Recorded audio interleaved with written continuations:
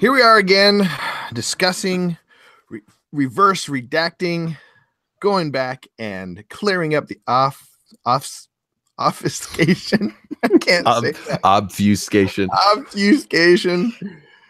I'm a moron. Anyways, so what we want to talk about today is we're going to reverse redact the institution of the church. And it's interesting because in the news today, I don't know if you saw this, but the Pope is in the news today saying nice things about the official Chinese church. And how they are a beacon of hope for church going into the future. And apparently the Roman Catholic Church, I think the delegation from Rome is somehow making some kind of deal with the government-sanctioned Chinese church. Whoa. Oh, man, I don't know about that. Good grief. That is weird. Yeah. All right. So, yeah, I think, in full disclosure to our audience, if they're not aware, we both consider ourselves Christians. Right. Evangelical Christians. Would you still use that term for yourself? Yeah. Now, I'm not sure. Some of my evangelical Christian friends might be tempted not to use it about me. Some of my ideas. Okay. But I still consider myself. I'm losing faith with the term evangelical because of its associations. Well, I am too. And really, it's hard to.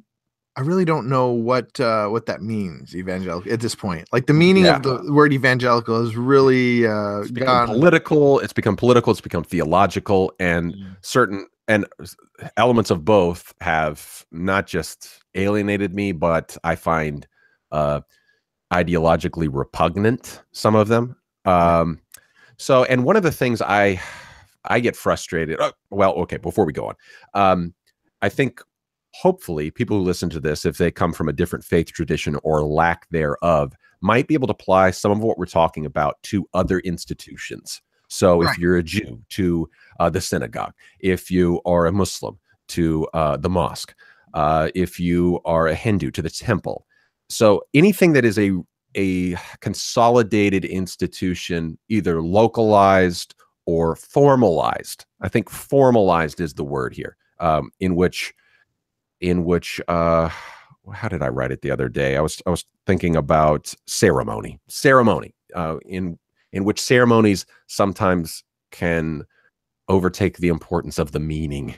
And I feel like that has happened a lot within Christianity as an institution, and its many different versions over the years.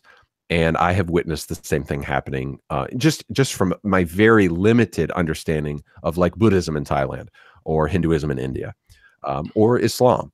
So I have had interactions with members of all faiths, all of these faiths at least, and seeing how individuals differ within their faith tradition from what their faith tradition tells them to do, and I think there is just so many similes in terms of people, the individual versus the group that you'll find when you interact with people from another faith tradition or cultural tradition. So hopefully something we say here today will be able to be applied to people as they're trying to, reverse redact their own faith, because I feel like we really all have things to conserve from our traditions. But we have things to reinvent. We have things to adapt. There's a lot of cultural lag that's going on in institutions that are just not making use of technology, and they're just not keeping up with reality. Let's put it that way. Yeah. See, for me, there's two layers. There's the reverse redaction of the modern church, and then there's the reverse redaction of the postmodern church. Right. I feel like everything's a reaction to the last generation, and I think that the institution of the church really did. I think evangelical churches went off the rails in many ways, but I feel like the reaction against it has gone off the rails, and it continues to go off the rails now. In the sense that like the movements, like the missional movement, the oh yeah, you definitely. know, these movements, which and movements I'm part of, but still am skeptical of aspects that that get away from, or that are sort of have this allergic reaction to good traditional values, good things that are important, like the like scripture and the importance of scripture and the and how we treat scripture, Right. um Yeah, there is this tendency, and this kind of goes back to the Reformation and what, the slippery slope argument that a Catholic will use about the Reformation. Well, they're kind of right about that, because I mean, we just have all these micro reformations every day in which I don't like this. Okay, so we're just going to go start our own group. Oh, it's just a small group, and the next thing you know, they're a church, and the next thing you know, that church is a denomination, and so that this parachurch organization, it's like a parachurch organization. It's just an NGO, and the next thing you know, they're basically their own denomination. Some of them go so far as to almost become a cult. So this has happened repeatedly, and it's lended some credence to that Catholic concern that if there isn't a centralized understanding of what it means to have a universal church or universal faith, that it's just going to schism into this anarchy of competing faiths, basically. So, I mean, I do see that. However, I ain't never becoming a Catholic. Like, it's not, I mean, that the ship has sailed on that one, buddy. So unpack that a little bit. What do you mean? Like, what is that strong feeling there? Well, ideologically, I'm an individualist, and why am I an individualist? I look at it technologically and historically because of Gutenberg, because of the printing press. And we've kind of had this conversation already. And that's why the Reformation happened. Did it happen because of Martin Luther's theology? I would say no. Primarily it happened because Martin Luther had a means, and the other reformers had a means of getting their message out, basically saying that just because something comes down from above does not therefore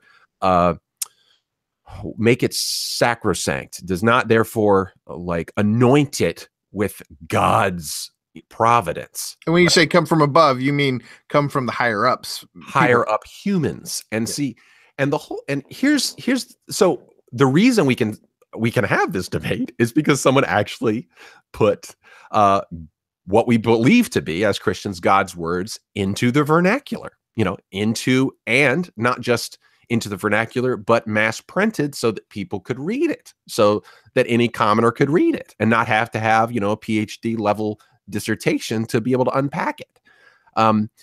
So, and because of that, because of those technological and cultural innovations, this more peer-to-peer sort of way of doing it, because of those innovations, I can read the Bible in which the first pope, Peter, is called out face to face by Paul. Like, maybe that's a little chapter that that priests, I don't know. I mean, how do Catholics get around that one? Oh, here's the Pope being called face to face by a nobody, this apostle that didn't even see Jesus, who was converted on the road to Damascus by means of a vision. So there was no apostolic succession here. There was nothing that fits what the papacy says has to happen. So, and what does he do? He calls Peter out in front of everyone, and Peter has to basically repent. And of course, I think in the same way that the Roman Church venerates the papacy, this whatever it is, however they come up with that crazy political scheme, the evangelical Christian church pretty much puts Paul on an equal and opposite pedestal. And there are many things I want to say to Paul now, 2,000 years later, that I would stand up face to face to. I have the Spirit of God. Like, no, I disagree with you on this. Like, come at me, bro. I just had a very interesting conversation with a teacher at the school where I work, and African-American man who was talking about the sort of the Black Protestant approach to the Bible and his bent on it. And he was talking about his skepticism with Paul. And really, he was saying that that his whole the movement that he's part of, and they clearly, he was saying he clearly, and especially at this point, do not call themselves evangelicals, but Protestants, because they really want to make that distinction, especially as many of them are disgusted with the evangelical support of Trump. But he was explaining to me sort of the hermeneutics behind this distrust of any of the gospels after, or any of the books, the epistles, any of the books period after Hebrews, and even Hebrews having some problems, saying that Paul was tailoring his message to the Romans, and diverging from the Christ's gospel. Right. See, I wouldn't take it so far as that. I think, that's how heresies form. Like, and I'm actually, to be honest, I'm not really that worried about heresies, like as much as, your typical evangelical would be. I mean, we're basically heresy from the, perspective of a Catholic. But what bothers me is if you form your heresy and institutionalize it and make it a new denomination, well, now we are the church that only accepts the Bible up through Hebrews, or right. And then, okay, well, now you have a new denomination, great. But like Luther's attempt was not to start a new denomination. His attempt was just to hold up a mirror to the Catholic Church, to refine the Catholic Church, and they wouldn't have anything to do with him. And so, I mean, like, you're gonna like, that's what I would really just not like to associate or start a new denomination, but just keep holding up a mirror. So I'm just going to hold up a mirror. I think Catholics are Christians. Like that, when I was raised, like, evangelicals would tell me, oh, the Catholic Church is the whore of Babylon or something like that. Like whatever. I just don't have time for this nonsense. I know too many Catholics to say that. So like, I'm just going to hold up a mirror and say, okay, what about this? Like, I'm just going to be that guy. And I'm, try to do that to the evangelical church as much as I can. But is Paul like some tool of Rome or Greek, Greco-Roman thought? Like, I don't know about that. I think he was a bit arrogant. And I think you need someone else if you got a bull in a china shop, you need another bull. We need more people. We need more of this healthy debate. And the only danger is that we just end up making new little enclaves, new little cantonments in which we're cut off from everyone else. I want more of these discussions. So like, I would love to have more discussions with that guy. You know what I mean? Like, and let's not say, me saying heresy earlier. Let's not say that. Like, let's say what you want. Let's parse this out. Let's try to figure this out better. Because I read another African pastor, and he's from Africa, was getting real frustrated with Western notions of family, and how that we're or certain democratic values that we have, that when you try to just take them part for whole and implant them in Africa, oh man, I mean, it creates this totally weird thing. It's a different culture, So, like, what specifically? What do you mean? And see, what he would say would be very controversial, because it was, and I can't remember exactly what it was. I can't remember if it was about generosity, or if it was about notions of what masculinity and femininity meant. In Africa, there's still some polygamous cultures. So some of these things, like, it seems to work in a vacuum, but then when you try to apply it in another place, there are unintended consequences. I think the book, The Ugly American, is a really good example of that. We think that and this is not just true of governments, this is true of churches or religions. Like, what you think you're communicating across a cultural boundary actually ends up communicating something else. And so, yeah, I think we need more conversations that are maybe uncomfortable, and And so I think, yeah, your friend sounds like he's onto something there.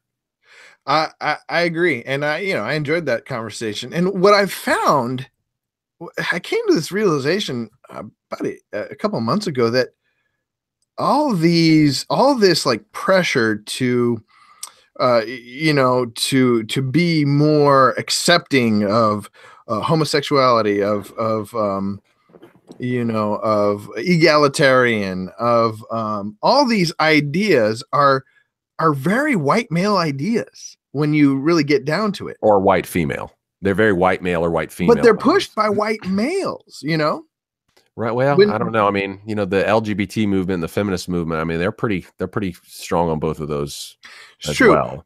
That is true. But I'm not really hearing from them from different what I'm talking about is like from different cultures. I agree. Yeah. And that's what, all of this identity politics stuff. If they went to your typical African-American church and asked African-American what they thought of gay marriage, well, okay, those people seem very liberal until you start talking about traditional values. If you go to Africa and you start, like, oh, we're going to have gay marriage. Oh, good luck with that one. Go to India. Yeah, again, good luck with that one. In India, it's still like it's illegal to even be gay. I mean, until, I don't. I may be speaking out of turn. There was a statute, and that was a big debate when I was there. And now, again, it's illegal, quote unquote, but everyone kind of, even the conservatives are like, yeah, we're just not going to talk about it. We're just going to, like, what was the military? Don't ask, don't tell. I think it's kind of like that. Like, we're like, oh yeah, we know it kind of exists, so we're just not going to talk about it. Mm-hmm. But to think that conservatism is a white male invention, like that's laughable. I mean, that's absolutely hilarious. Go to the Middle East. That's what I mean. Tell me that. Yeah. That the inverse, like that the idea that the conservatism is a old white man thing. Yeah, no, that's absolute bull crap. It's just it's statistically ignorant at a monumental level. So someone needs to travel around the world before they. Right. I think you're going to tell me in America it may be right. Right. Or at least it's represented by a lot of old white men. Yeah, well, but that would not be true if you were to actually, talk to your average African American or your average Indian immigrant. No, that's just not accurate. Right. And if you were to go to, I would be interested to find out, like, Buddhism, like that's something. They're not asking that question because they don't actually want to find the answer. Jainism, Sikhism, yeah, good luck with that. Like, oh, these things are all really cool until you actually start digging deep and you're like, oh wait, they're actually conservative. Yeah, because they're religious. Yeah, maybe actually read a book once in a while. Right. Well, but getting back to the idea of the cathedral, right? Okay, I think the cathedral is a good way of, we think of the church when we think of the cathedral. Right.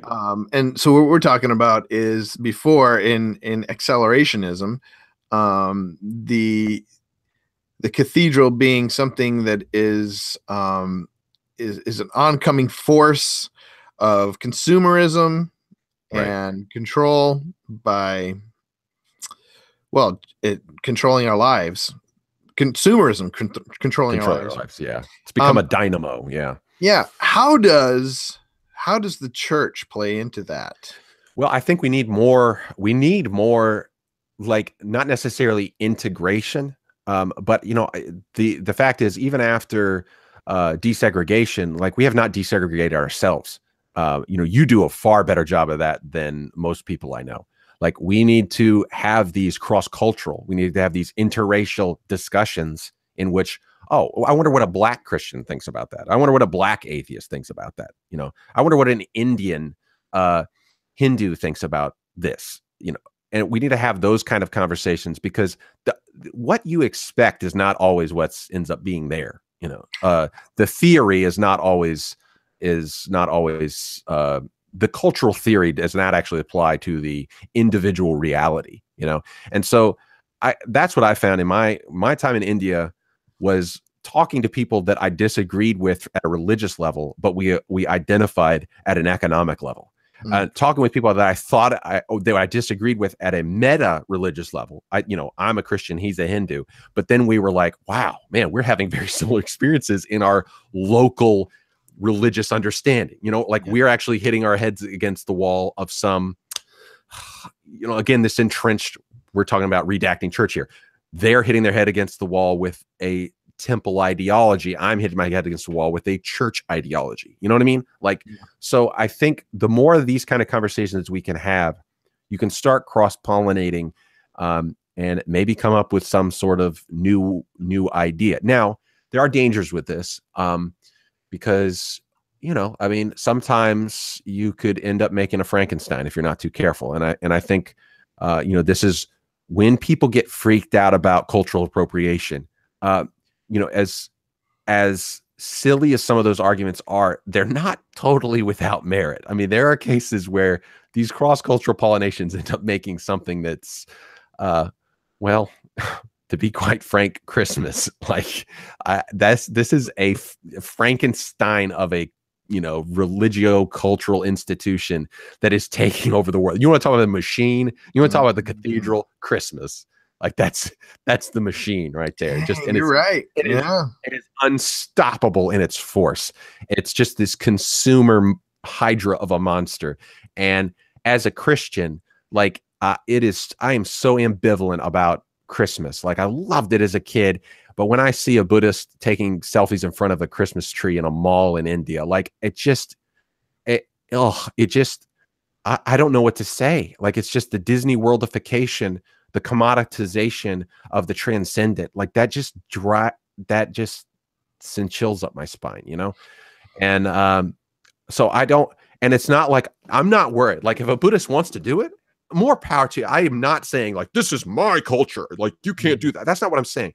I'm saying like, I don't want to see the transcendent reduced to a tree, you know? I don't want to see the transcendent reduced to even more so, a present under a tree, something that you can buy and sell. And yeah, maybe that's maybe that is more of what we're looking at, not cathedral. We're looking at Santa's empire. Yes, absolutely. I mean, Santa movies. God, please spare us. Jeez Louise. If I, you know, I do believe in fairies. I do moment in these movies, you know, in which like, I believe in Santa, that kind of stuff. This trivialization of the transcendent just is absolute, is the kind of stuff that we're talking about here. Well, and that's why I think the church is important. I think the role of a localized structure, a localized gathering, for people to celebrate in their community, in their way, you know, as opposed to this global Santa movement, you know, where we all feel good because Santa makes us feel good, you know. I just feel like the reason why we have that global Santa feel good movement is because of churches. Like it became a convenient market. It's because of the church we have Christmas. It's this sort of like, and, you know, maybe Dickens gets some blame too. And that other dude, I can't remember what that guy's name is. Chris Kringle? No, but there, you know, the myth really spread a lot, not just through pop culture, but also through churches like, oh, this is a good way to get people in the doors. And so, you know, it became a convenient marketing campaign. You know, like I feel like the local church, because it is an institution and a structure, it has to make so many compromises because of those economic realities. It doesn't have to. It doesn't have to. Our church doesn't have to. Okay. Yeah, I mean, we celebrate Epiphany as opposed to Christmas, and we don't have like Christmas trees. Oh yeah, we do have Christmas trees, but we don't make a big deal about it, and we actually celebrate a good deal after real Christmas, and we go through the whole story of I don't know. Okay, yeah, I see what you're saying. You know, and look, I get it. Like churches, temples, mosques, institutions in which people congregate in order to fellowship. But see, the problem, and this is my problem with the institutional church or the institutional religious thing, is No, like in general, people don't really go to fellowship. They go for their religious observance. They go for the ceremony. And then, maybe they have some friends there that they connect with, but in general, the service time or the structure of the location is for the ceremony. And I think, is there a place for ceremony though? yeah, I guess. I don't know. I just feel like by and large, ceremony ends up becoming the end. Like instead of the means, it just becomes the end. And, I think there are services that we kind of touched on this with our last talking about how maybe I just need to start seeing religious institutions as businesses and they're providing a service. And maybe that'll help me make my mental shift, instead of thinking like this is actually the incarnation of the transcendent in human form trying to do good. Maybe I have to say, okay, these are people who are trying to represent something else, but they're basically a business. And maybe if I can see them like that in the same way I see Starbucks, like I'm going to Starbucks just so I can clear my head and write down some notes.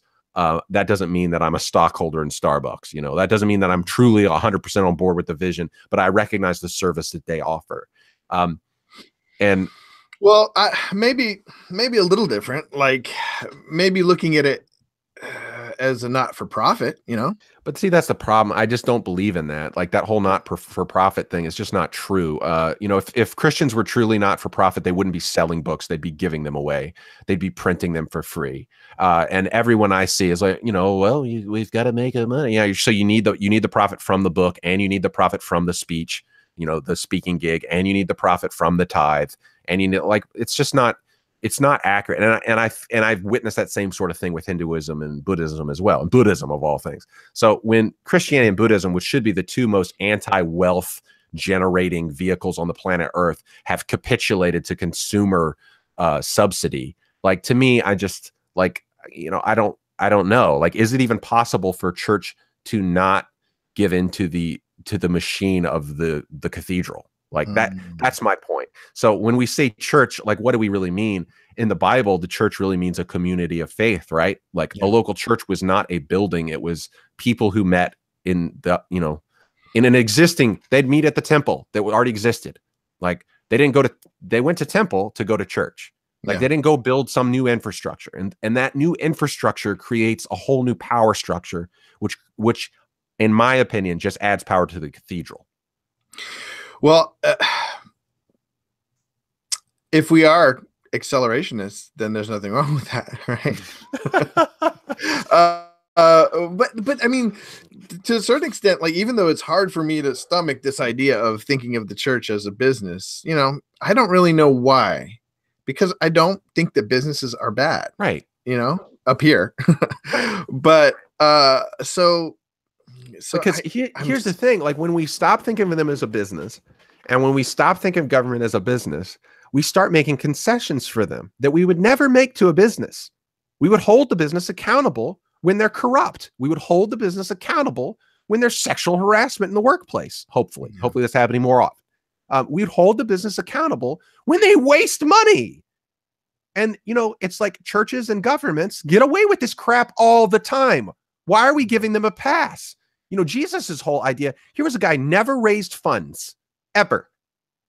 As far as I can tell from what I've read about the Buddha, didn't go around, raising funds because they had an ideal that had transcendent that we're calling people towards.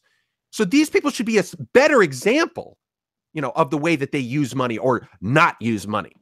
But and when I look at local churches in my hometown here, which like we're less than 70,000 people population. There's like 300 something churches. Maybe that's an exaggeration, but it's probably not far off.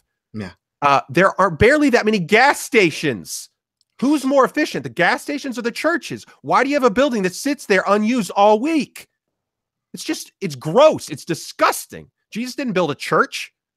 Paul didn't build a church. Peter didn't build a church. They didn't need it. God incarnate didn't need a building, but you need 350 in an area serving 70,000 people. Physician, heal thyself. You know, that's what I had to say to the church. And so, you know, if you're a Muslim or a Hindu or a Sikh, like maybe you can think about that. Like, okay, Sikhs in Delhi, it's very lavish, it's very big, Gurudwara. But I'll say this for them: they're doing these sevas nonstop in the one in Delhi, nonstop. They don't care what your race, creed, religion, gender. They don't care. They're serving you every day, nonstop. They're serving people food, like 10,000 people a day. I don't see any churches doing that in my hometown. Right. That just drives you at the wall. Now, there are some charitable organizations doing it. There's the Panama City Rescue Mission, and they, you know, there are some church money does go to help fund that, and it's great. But even the track record of the Rescue Mission cannot compete with the amount of people that the Gurudwara in Delhi serves every day. And, you know, that's powerful, man. Yeah. So that's my issue, is that it's just inefficient. It's lax. We make excuses and we rest under the umbrella of grace and mercy. Yeah. Well, you know, that's just subsidy. It's subsidizing not just mediocrity. It's subsidizing irresponsibility. It's, you know, Jesus' parable of the talents. Hello, Christian, go read it sometime. You know, we're just burying our talents all the time and just saying, oh, well, you know, grace. I agree. But what do we do about it? Because we know that there's going to, you know, we know there's people out there just wallowing in the cathedral. But what do we do about it? Do we talk about it? Yeah. But what can we do about it? Well, you know, I think we just have to keep using these tools that are basically fulfilling the very purpose that what a church building is supposed to fulfill. You know, I'm meeting with people, and there's only like 6 or 8 people on Twitch on Sunday mornings, and we're having, you know, a couple hour conversation, and we're talking about, you know, trying to build a better us.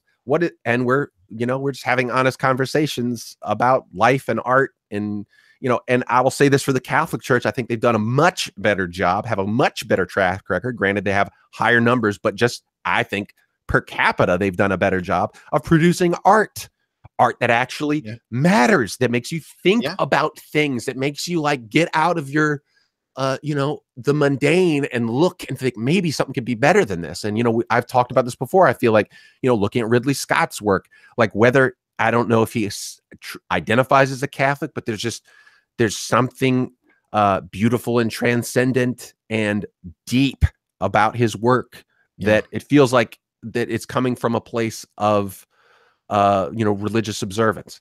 And I don't think you have to be religious to tap into that, but I think Catholics have done a better track record of that. Oddly enough, Mormons have a better track record of telling stories in America. You know, Orson Scott Card. I'm not sure about Brandon Sanderson, but he just has kind of some of the same themes that Card does. They're just writing better stories that are calling people to some, you know, to think outside the box, you know. And I don't know what the Mormons are drinking to be better, you know, a much less number of them than, and now again, I don't necessarily endorse their socio-political organization. They're their own little cathedral over there.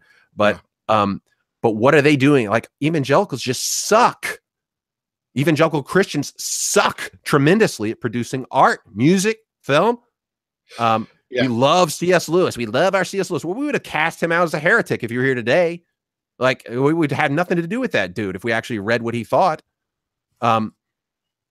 Tolkien, same way. That's I guess that's my question to you, because I think, you know, this is going to translate into our making our own myth, right? We're going to make something here. What kind of creative endeavor would help this situation? What metaphor, what analogy, or, you know, a song, book, not a book. It needs to be something a little more creative here, you know? Yeah, like I think, game. You know, games or films. I think both of them have, you know, film still has a shelf life. I mean, a good long shelf life, not even a shelf life. It has a staying effect. I feel like, you know, we'll still be dealing with the medium of film for another 50 years anyway, maybe 100. I don't know, maybe longer. I don't know. Games, much longer. Mhm. But I think both of those art forms, they still have a lot to be explored within them. I think the web, again, with like message boards, you'll see these sorts of weird, like, copy pastas or creepy pastas where Yeah. people write. I mean, they're just blog posts that turn into stories. And when you find a good one, you're like, oh man, I got to read the whole thing. You have to keep clicking, and those are this interesting collaborative sort of interactive storytelling thing.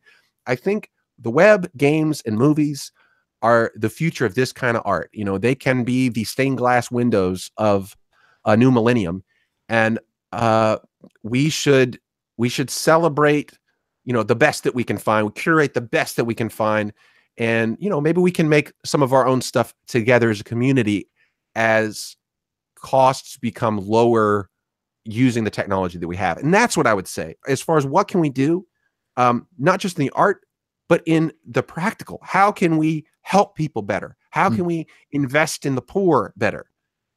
Well, we have to do it better. We can't just do it this willy-nilly flippant, just throwing money at problems that ends up going into the hands of some warlord in between. We have to actually be accountable, and businesses are more accountable than NGOs. Businesses are more accountable than the government. Businesses are more accountable than churches and religious institutions. So I think we need more accountability, and I think we need more expectation of what can be accomplished. We need to, instead of having this just fiat belief in religious value, like it has value because we believe it has value. No, have value because it actually has value. Right. Like it actually produces something. Right. And so like when I was saying, like, people need someone to confess to. Like that, I'll say that again. I'll say that for Catholics too. Here's another pro-Catholic thing. The fact that there's someone they can go and confess to without unreserved judgment.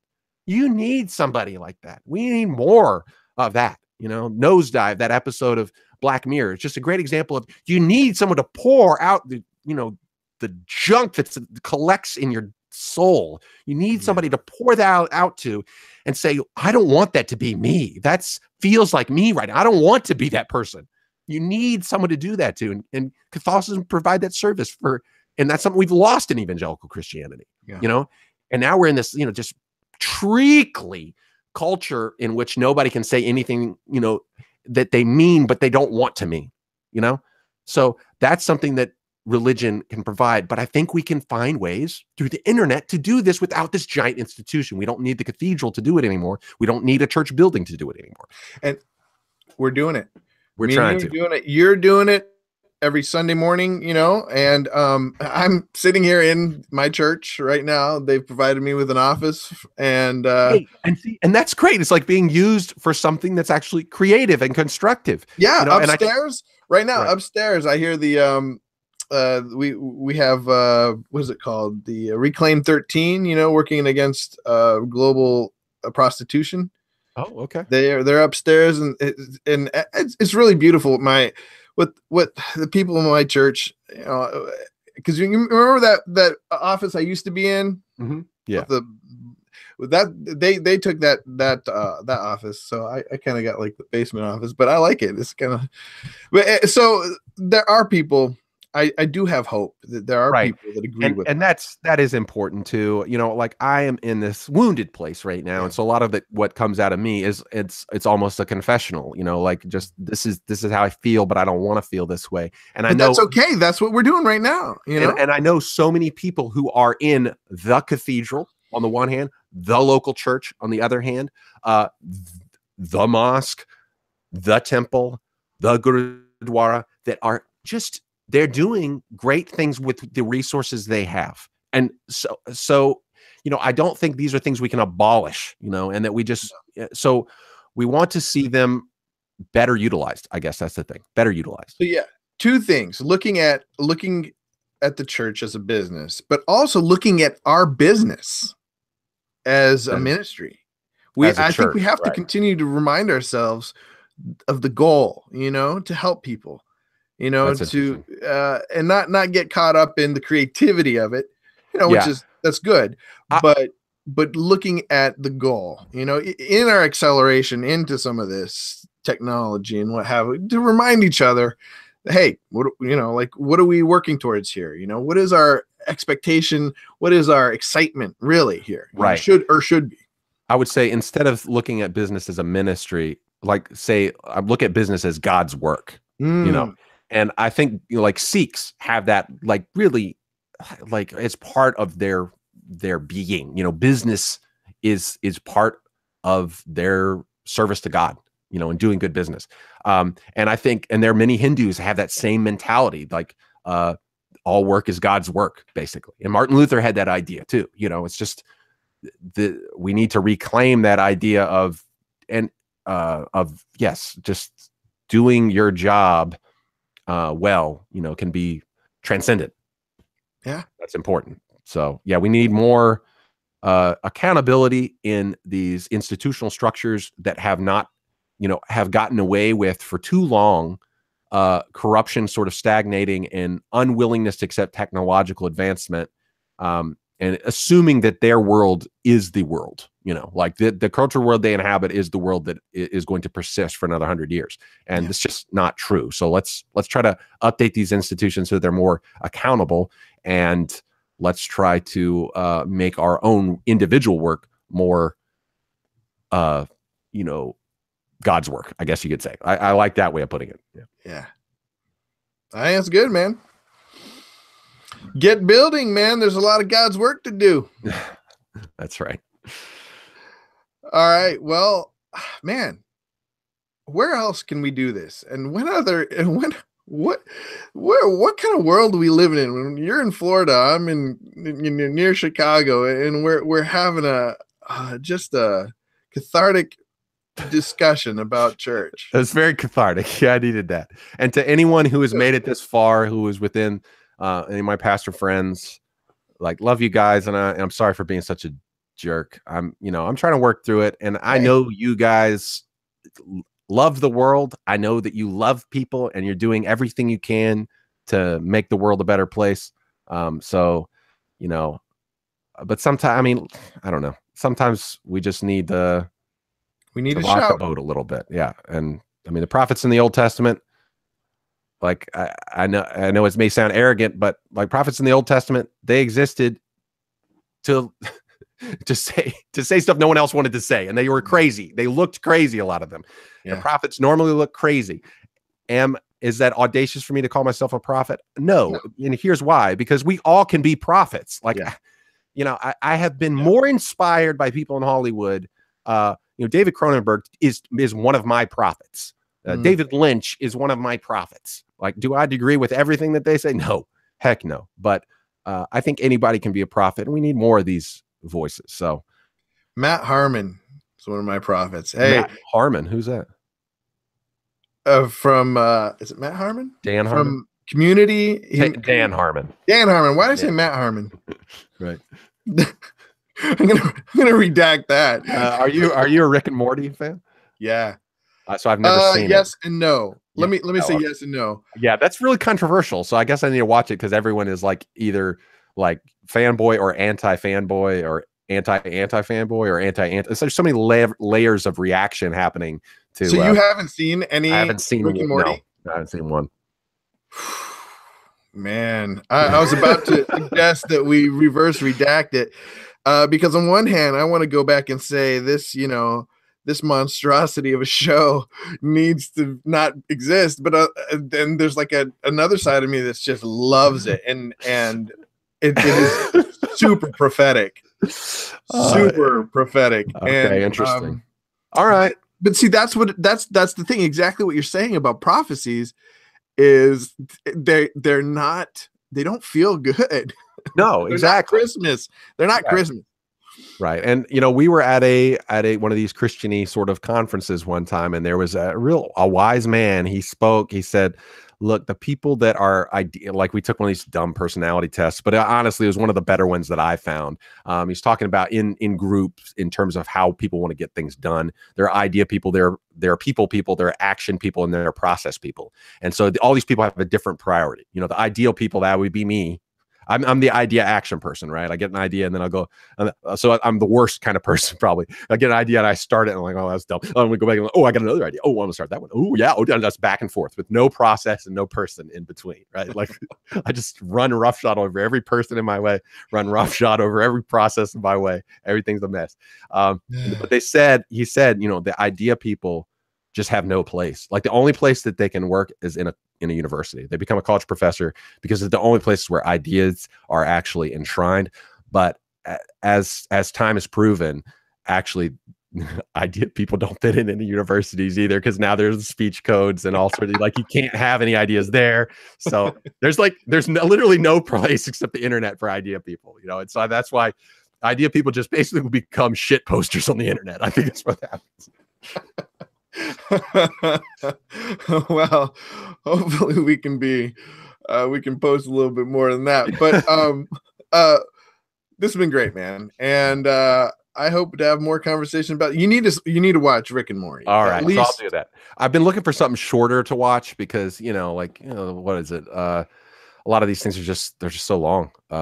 So the movies and TV shows, Netflix shows, it's just too long, so I was like, can't keep up. I'll just warn you, like, I binged it with our, Joseph Rhodes. When I went and visited him out in Guam, and we binge watched, I think, 3 seasons, or maybe it was 3 episodes, but I just remember like needing to take a nap and cold shower. Shower. That was like, I visited Jared one time and we did it wasn't even that long of a binge, but Daniel Tosh Point oh, and I hadn't seen the show before. And I think we watched 3 or 4 of them. Maybe I'd seen 1, but I saw 4 of them in a row. I was like, oh man, talk about need to take a shower. Oh man. Well, the reason I bring it up is because you mentioned Cronenberg, and there's a whole Cronenberg episode. Oh wow, yeah. No, Cronenberg, The Fly, I feel like is one of these pinnacles of cinema achievements. Like it's just, it's a subversion of superhero culture. It's a subversion of, I don't know. It's beautiful. It's absolutely beautiful, disgusting movie. It's great. Well, on that note, we got to keep it short today. We haven't really, but let's not keep it longer. All right, thanks, man. All right, brother.